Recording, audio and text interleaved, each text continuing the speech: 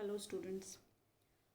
हम अपना नौकरशाही वाला चैप्टर पढ़ रहे थे और उसमें मैं आपको बुक में जितनी चीज़ें थी वो सारी आपको मैं करा चुकी हूँ। अब आप देखिए, इसमें इसके क्वेश्चंस देखिए। तो इसमें क्वेश्चन दिया हुआ है कि वह भारत में वर्तमान में बदलती हुई परिस्थितियों में अधिकारी तंत्र की भूमिका, एक आधुनिक प्रजातांत्रिक समाज में इसकी भूमिका, बदलती हुई परिस्थितियों में इसकी भूमिका, क्या ये एक सामाजिक परिवर्तन की वाहक है, और लोकतंत्र में नौकरशाही की भूमिका का आलोचनात्मक मूल्यांकन। आपसे ये क्वेश्चंस पूछे हैं, ये उसी बुक में से हैं जिसमें से हमने ये चैप्टर पढ़ा है और मैंने आपको नोट्स बताए हैं। लेकिन बुक का जो भी कुछ हमने पढ़ा उससे हमें पता चल रहा है कि ये वाले जो क्वेश्चंस हैं इनको हम अप्रोच नहीं कर सकते। तो इसके लिए मैंने और किताबों में भी देखने की कोशिश की, लेकिन एज सच मुझे प्रॉपर तरीके से मिला नहीं। तो देखिए, मैंने इसमें अब आपको दिख रहा होगा, ये विकास प्रशासन के एक आर्टिकल से मैंने ये नोट्स लिए हैं। तो ये एक्चुअली हम जो चाहते हैं वो इसमें अप्रोच मिल रही है हमको। तो आपको करना क्या है कि ये बता रखा है विकास प्रशासन के रूप में, क्योंकि भारत या जो भी तृतीय विश्व के देश हैं उन्होंने जब वो गुलाम थे या जब वो अधीनस्थ थे, किसी के कॉलोनीज़ थी, तो उनके यहाँ जो प्रशासन था वो अलग तरह का औपनिवेशिक प्रशासन था। साम्राज्यवादी जो मंसूबे थे उनके अकॉर्डिंग था, शोषणकारी था, जन विमुख था। लेकिन जैसे ही उनको आज़ादी मिली तो उन्हें इस बात का एहसास हुआ कि उन्हें एक ऐसे प्रशासन को डेवलप करना है जो उस समय की आवश्यकताओं के हिसाब से हो, और जो परिवेश वो लाना चाहते हैं उसके हिसाब से हो। सामाजिक आर्थिक तीव्र विकास उनकी सबसे बड़ी प्राथमिकता थी। तो प्रशासन को भी उसी रूप में ढलना होगा। तो उससे जिस प्रशासन का जन्म हुआ उसे कहा जाता है विकास प्रशासन। तो वास्तव में इस समय थर्ड वर्ल्ड के देशों में या भारत में, जो कि तृतीय विश्व के देशों में शामिल होता है, और विकासशील देशों में जिनमें भी भारत शामिल होता है, उनका जो प्रशासन इस समय है वो वास्तव में विकास प्रशासन ही है। तो ये जो पॉइंट्स हैं इसीलिए हमें रेलेवेंट मिल गए हैं ये विकास प्रशासन के। लेकिन आपको करना क्या है कि जब आप आंसर लिखें तब आप इसमें जहाँ जहाँ विकास प्रशासन लिखा हुआ है वहाँ पर आपसे जैसा क्वेश्चन पूछा जाए वैसा वर्ड लिख दीजिए। जैसे आपसे पूछा जाए कि अधिकारी तंत्र की भूमिका, तो जहाँ विकास प्रशासन लिखा होगा आप अधिकारी तंत्र लिख देंगे। अगर आपसे पूछा जाए कि प्रशासन तंत्र की भूमिका, भारत के प्रशासन तंत्र की भूमिका, तो आप विकास प्रशासन की जगह हटा करके विकास प्रशासन लिख देंगे। बाकी पॉइंट एकदम सेम टू सेम है। तो देखिए, इसमें पहला पॉइंट दे रखा है सामाजिक कल्याण को बढ़ावा देना, जो कि अधिकारी तंत्र की मुख्य भूमिका होती है। हमारे यहाँ खासतौर से विकासशील देशों में कई वर्ग हैं, जैसे अनुसूचित जाति, जनजाति, पिछड़ा वर्ग, अल्पसंख्यक, महिलाएं, बच्चे। ये अनेक प्रकार की इनकी समस्याएं हैं, अलग समस्याएं हैं जो एक मेन स्ट्रीम होती है उससे अलग हटके है। तो हमारा जो प्रशासन है इस समय, उसकी क्या मुख्य भूमिका है कि वो इनके कल्याण के लिए कई तरह के कार्यक्रम चलाता है। उसी तरह की योजनाओं का निर्माण किया जाता है, उनको क्रियान्वित किया जाता है ताकि इनका कल्याण हो सके और साथ ही साथ इनको सामाजिक सुरक्षा भी प्रदान की जाए। दूसरा है आर्थिक विषमता को कम करना। तो विकासशील देशों की एक मुख्य समस्या ये भी है, क्योंकि हम औपनिवेशिक जो भी हमारा आर्थिक तंत्र था वो काफ़ी सालों तक औपनिवेशिक हितों के हिसाब से चलता रहा। तो जहाँ जहाँ से वो पैसा बना सकते थे वहाँ वहाँ उन्होंने विकास को बढ़ावा दिया। हमारी इस व्यवस्था जो है उसे कहा जाता है एनक्लेव इकोनॉमी। एनक्लेव इकोनॉमी का मतलब होता है कि जैसे हमारे कुछ राज्यों में जूट उत्पादन होता था तो उनको जूट के लिए प्रोत्साहन किया गया और फसलों को पैदा करने के लिए उन्हें हतोत्साहित किया गया। कहीं नील की खेती अच्छी होती थी तो वहाँ नील की खेती को बहुत ज़्यादा प्रोत्साहन दिया गया, कहीं गेहूँ की खेती को बहुत ज़्यादा प्रोत्साहन दिया गया। ये मैं आपको एक कृषि का एग्जाम्पल दे रही हूँ। ऐसा ही इकोनॉमी के हर सेक्टर में रखा गया था, उद्योग धंधों में और सभी में। तो उससे कुछ समस्याएं असमान प्रकार के आर्थिक विकास की हमारे यहाँ पैदा हुई। तो उसको दूर करने में भी जो है प्रशासन की मुख्य भूमिका होती है। इस समय वो कई प्रकार की निषेधात्मक उपाय और एकाधिकारी प्रवृत्तियों पर रोक लगाने के उपाय करते हैं ताकि सभी के लिए समान विकास का एजेंडा प्राप्त किया जा सके। उसके बाद तीसरी भूमिका सामाजिक बुराइयों को दूर करने की है। विकासशील देशों में क्योंकि लोग कम पढ़े लिखे होते हैं और उनमें बहुत तरह की सामाजिक बुराइयां होती हैं, निर्धनता, शिक्षा, जातिवाद, धर्मांधता, अंधविश्वास आदि। तो इनको दूर करने में भी इस समय की नौकरशाही, अधिकारी तंत्र या प्रशासन की बहुत बड़ी भूमिका है।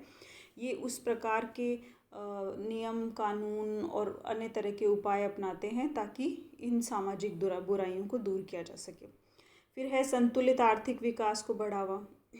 जो आर्थिक विषमता को कम करने के लिए निषेधात्मक और एकाधिकारी प्रवृत्तियों पर रोक लगाई जाती है, वहीं संतुलित आर्थिक विकास को बढ़ावा देने के लिए भी कई प्रकार के पहले उनको रोक लगाते हैं, फिर जहाँ जहाँ कमी दिखती है वहाँ वहाँ स्पेशल प्रोग्राम्स चलाए जाते हैं, जिसके उदाहरण आप देख सकते हैं, जैसे डेजर्ट में मरुस्थल विकास कार्यक्रम, पर्वतीय क्षेत्र विकास कार्यक्रम, अनुसूचित जाति जनजाति क्षेत्र विकास कार्यक्रम। इस तरह के जो स्पेशल फोकस्ड प्रोग्राम होते हैं वो चलाए जाते हैं।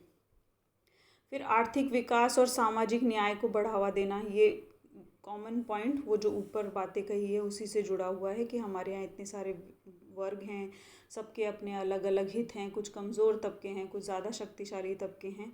तो जो कमज़ोर तबका है उसको भी समान रूप से समान अधिकार मिलें, समान संसाधन प्राप्त हों, इसके लिए भी प्रशासन प्रयास करता रहता है।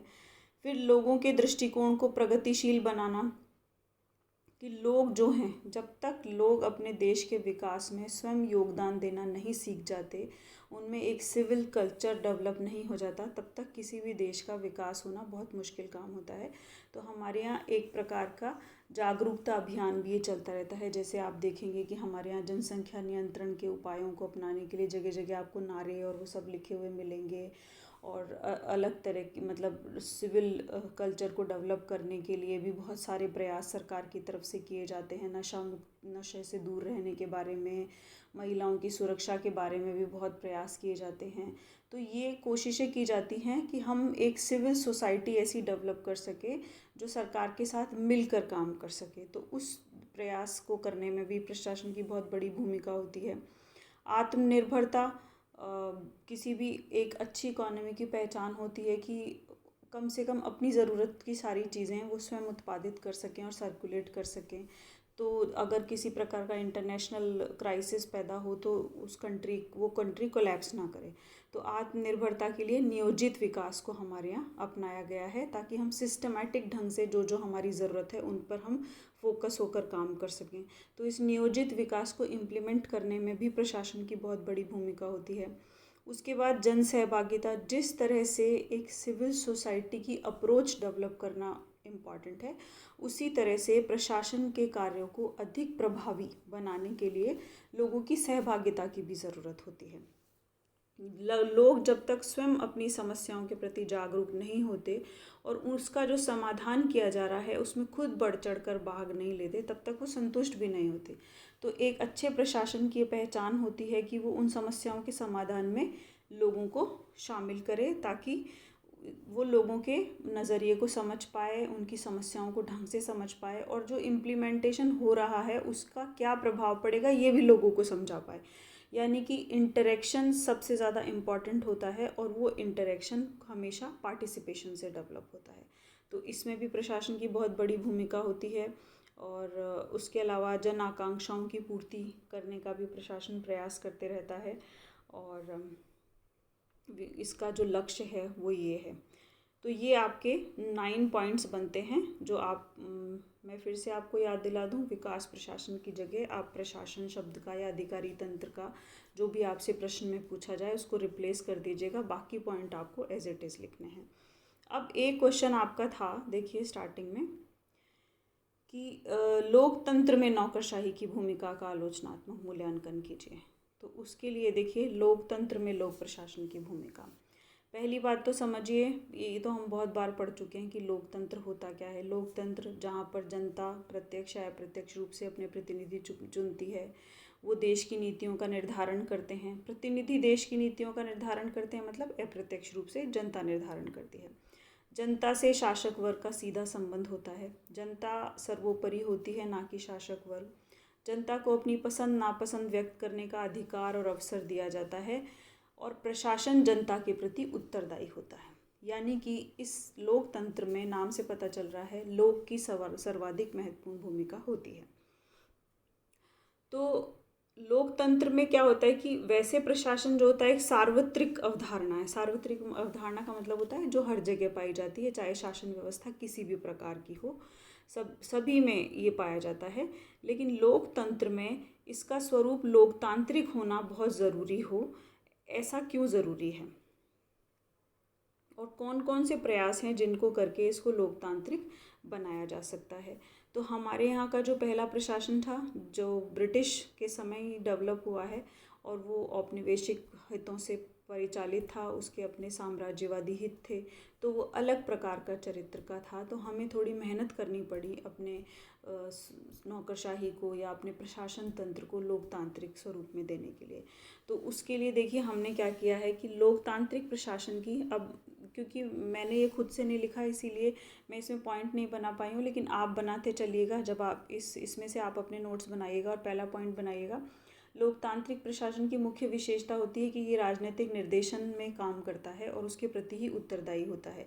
यानी कि प्रशासकों को मंत्रियों की इच्छा के अनुसार काम करना पड़ता है, क्योंकि मंत्री ही व्यवस्थापिका के प्रति उत्तरदायी होते हैं और मंत्रियों के माध्यम से लोक सेवक जो होते हैं व्यवस्थापिका के प्रति उत्तरदायी होते हैं। तो हमारे यहाँ ये लागू किया गया है। हमारे यहाँ राजनीतिक जो हमारे यहाँ मंत्रालय या विभाग का मुखिया होता है वो हमेशा मंत्री होता है, तो उसके निर्देशन में हमारे यहाँ प्रशासन काम करता है। दूसरा, जन सहभागिता। लोकतंत्र में जन सहभागिता बहुत महत्वपूर्ण होती है। इससे क्या होता है कि लोक नीतियों के निर्माण और क्रियान्वयन में जन भागीदारी सुनिश्चित हो सकती है। तो इसके लिए एक सचेत पर्यावरण का विकास होता है। प्रशासक जनता की इच्छाओं को समझ सकते हैं और उनकी कठिनाइयों को समझ सकते हैं और अपने उद्देश्य भी जनता तक पहुंचा सकते हैं। तो हमारे यहाँ जन सहभागिता को बढ़ाने के लिए बहुत सारे प्रयास किए जा रहे हैं। कई जो प्रबंध होते हैं, प्रबंधन समितियां गठित की जाती हैं, उनमें प्रत्यक्ष भागीदारी होती है। उसके अलावा स्वैच्छिक संस्थाओं को भी हमारे यहाँ प्रशासन में भूमिका दी जाती है। तो हमारे यहाँ इसके बारे में काफ़ी प्रयास हो रहे हैं। उसके बाद तीसरा लोकतंत्र की विशेषता होती है पारदर्शिता। पारदर्शिता से क्या होता है कि प्रशासन जो होता है वो ट्रांसपेरेंसी से प्रशासन मजबूत बनता है और लोगों को सबसे बड़ी चीज़ होती है, लोगों का उसमें विश्वास बढ़ता है, क्योंकि उन्हें पता होता है कि प्रशासन क्या कर रहा है और कैसे कर रहा है। तो आप इसके एग्जाम्पल में हमने जो पहले पढ़ा है उसमें से उठा के लिख सकते हैं कि भारत में लोग पारदर्शिता को बढ़ावा देने के लिए आरटीआई का कानून लाया गया है, मतलब सूचना का अधिकार लाया गया है। उसके अलावा नागरिक अधिकार पत्र लाए गए हैं, वो लागू किए गए हैं। उसके अलावा ज़्यादा से ज़्यादा कार्यों का कंप्यूटरीकरण या तकनीकी प्रसार हो रहा है, ताकि लोगों को सीधे पहुंच हो सके डॉक्यूमेंट्स तक, और साथ ही उन्हें ये पता चल सके कि प्रशासन किस कार्य को किस तरीके से कर रहा है। तो हमारे यहाँ ये पारदर्शिता बढ़ाने के भी प्रयास हो रहे हैं। उसके बाद हमारे यहाँ लोकतांत्रिक देशों में नियोजन सबसे महत्वपूर्ण होता है। नियोजित अर्थव्यवस्था अपनाई जाती है, तभी सबको समान अवसर प्राप्त हो सके और समानता की स्थापना हो सके। तो भारत में भी पंचवर्षीय योजनाओं के माध्यम से नियोजन की व्यवस्था को अपनाया गया है। अभी ये पंचवर्षीय योजनाएं बंद कर दी गई हैं और नीति आयोग के माध्यम से एक लॉन्ग टर्म प्लानिंग का पर्सपेक्टिव हम फॉलो कर रहे हैं, लेकिन वो भी नियोजित विकास का ही एक प्रकार है। पंचवर्षीय योजनाएं बंद होने का ये मतलब नहीं है कि हमने नियोजित विकास पर ध्यान देना बंद कर दिया है। हम उसको 5 साल के क्राइटेरिया में बांटने के बजाय एक लॉन्ग पर्सपेक्टिव में देख रहे हैं और उसके आधार पर काम कर रहे हैं, बस इतना अंतर है। तो ये 4 या 5 पॉइंट आपके बनते हैं कि एक लोकतांत्रिक प्रशासन की क्या विशेषताएं होती हैं और भारत में उनको अचीव करने के लिए क्या क्या प्रयास किए जा रहे हैं। तो आज ये हमारा नौकरशाही का चैप्टर जो है वो कंप्लीट होता है। कल नेक्स्ट वीडियो में हम राजनीतिक दल का चैप्टर स्टार्ट करेंगे। तो आप में से जो स्टूडेंट सिंसियरली पढ़ रहे हैं तो वो नोट्स बना लें प्लीज़, और राजनीतिक दल वाले चैप्टर को आप एक बार पढ़ लें, ताकि जब मैं आपको समझाऊं तो वो आपको ज़्यादा क्लियरली समझ आए। Thank you so much.